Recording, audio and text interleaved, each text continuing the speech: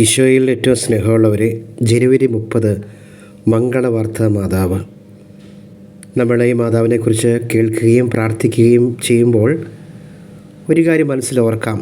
നമ്മുടെ ജീവിത വേദനകളിൽ ശക്തമായി നമ്മുടെ കൂടെ വരുന്ന, നമ്മെ അനുഗ്രഹിക്കുന്ന പരിശുദ്ധ മാതാവിൻ്റെ സാന്നിധ്യം നമ്മുടെ ജീവിതത്തിലെല്ലാ മേഖലകളെയും അനുഗ്രഹിക്കുമെന്നുള്ള പൂർണ്ണ വിശ്വാസം നമ്മുടെ മനസ്സിലുണ്ടായിരിക്കട്ടെ. ഏതെങ്കിലും പ്രത്യേക കാര്യം സമർപ്പിച്ച് പ്രാർത്ഥിക്കാനുണ്ടെങ്കിൽ നമുക്ക് ഈ നിമിഷങ്ങളിൽ ഓർത്ത് പ്രാർത്ഥിക്കാം.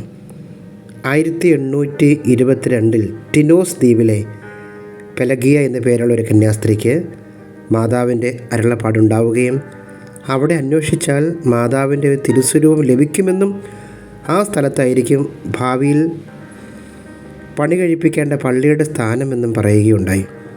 ഈ സംഭവം ഇടവക വൈദികനോട് പറയുകയും അദ്ദേഹത്തിൻ്റെ പ്രേരണ മൂലം ജനങ്ങൾ കഠിനമായി പ്രയത്നിച്ച് 1823 ജനുവരി 30 പരിശുദ്ധ കന്യകാമറിയത്തിൻ്റെ മംഗളവാർത്തയുടെ ഒരു പുരാതന സ്വരൂപം കണ്ടെത്തുകയും ചെയ്തു.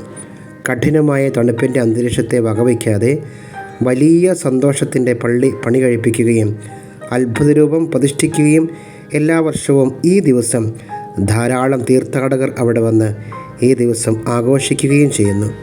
പരിശുദ്ധ കുർബാനയ്ക്ക് ശേഷം സഭാംഗങ്ങൾ സ്വർണവും വെള്ളിയും കൊണ്ട് അലങ്കരിച്ച ആ സ്വരൂപത്തെ പട്ടണം മുഴുവനും മണിനാദത്തിൻ്റെ അകമ്പടിയോടെ പ്രദക്ഷിണം നടത്തി ആഘോഷിക്കുകയും ചെയ്യുന്നു.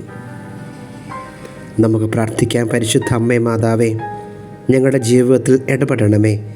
നിരാശയുടെ മേഖലകളിൽ കൂടി കടന്നു പോകുമ്പോൾ, സങ്കടത്തിൻ്റെ കയത്തിൽ കൂടി കടന്നു പോകുമ്പോൾ, വേദനയിൽ കൂടി കടന്നു പോകുമ്പോൾ, മാതാവേ, അങ്ങയുടെ ശക്തി അനുഭവിച്ചറിയാൻ വേണ്ട കൃപ ഞങ്ങൾക്ക് ഓരോരുത്തർക്കും നൽകി അനുഗ്രഹിക്കണമേ എന്ന് പ്രാർത്ഥിക്കുന്നു. നന്മ നിറഞ്ഞ മറിയമേ സ്വസ്തി, കർത്താവ് അങ്ങയുടെ കൂടെ സ്ത്രീകളിൽ നിന്ന് അനുഗ്രഹിക്കപ്പെട്ടവളാകുന്നു.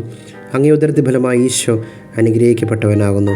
പരിശുദ്ധ മറിയമേ തമ്പുരാൻ്റെ അമ്മേ, പാപികളായ ഞങ്ങൾക്ക് വേണ്ടി എപ്പോഴും ഞങ്ങളുടെ മരണസമയത്തും തമ്പുരാനോട് അപേക്ഷിച്ചു കൊള്ളണമേ. ഈശോയെ ഞങ്ങളെ ആശീർവദിക്കണമേ. കർത്താവായ ഈശോ മിശിഹായുടെ കൃപയും പിതാവായ ദൈവത്തിൻ്റെ സ്നേഹവും പരിശുദ്ധാത്മാവിൻ്റെ സഹവാസവും നാം എല്ലാവരോടും കൂടി ഉണ്ടായിരിക്കട്ടെ, ഇപ്പോഴും എപ്പോഴും എന്നേക്കും. ആമേൻ.